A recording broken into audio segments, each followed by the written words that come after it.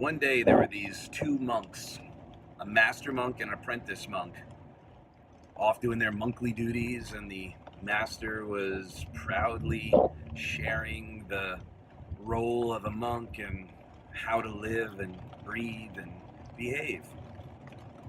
And they were walking along the countryside, and they end up coming to a riverbank, and on that riverbank there's a woman, and apparently she had gotten lost, and she was needing to get to the other side, and there was not a bridge for miles in either direction. You couldn't see them. She was very certain, though, she needed to get to the other side.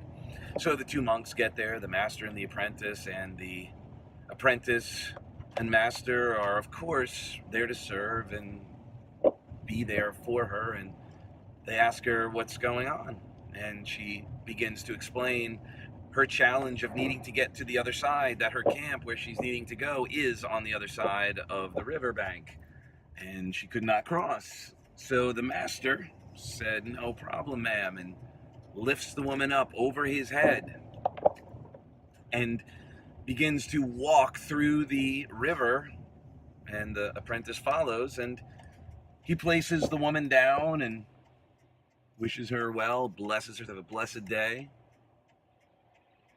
and goes on, moves on about his duties and their duties. And she goes off to her journey, and on her journey, and the master and apprentice go on theirs. And clearly the apprentice, there was something bothering the apprentice. I don't know if you ever experienced that, where you're hanging out with somebody and they clearly have something bothering them, something's not quite right, and you ask them, "Hey, what's wrong?" And they say, "Nothing, I'm fine." You know, they're so congruent, clearly having a fantastic moment. And the master allowed the apprentice to have his space to process whatever he needed to process, and gave him a number of other opportunities throughout the day to check in and see if there was any conversation that needed to be had. So by the end of the day, throughout the day, he continued with his "no, I'm fine, nothing," with all that congruence. And they make their camp, and the master says to the apprentice, "My son, clearly all day today something has been bothering you, and I've been giving you ample space and opportunity to process it and work it out, hoping that the lessons that I've shared with you were of any use. And clearly you're still irritated and bothered, so I'd like to give you this final training, this final supervision, to share that we do our best to not go to sleep incomplete, unresolved. So I'd like to give you this opportunity once more to just get off your chest whatever's been bothering you." The apprentice breaks down and he finally says, "Master, man, this is so hard. I gotta tell you, you've been sharing your wisdom and all this, and one of the edicts that we have, to my understanding, is that we don't touch women. And yet, this morning, you touched a woman. You touched her, carried her across the river. And it's just been bothering me."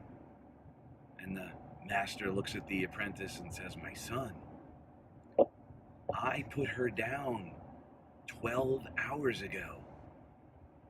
Have you been carrying her all this time?" I wonder, are there any stories that we've been holding on to that have prevented us from being free to truly experience the joys of life? Have we locked ourselves in a pattern of retelling this narrative, making these images, these pictures, re-experiencing the emotions that aren't even happening in real time, other than the fact that we're replaying them real time in our minds, because our mind doesn't know the difference?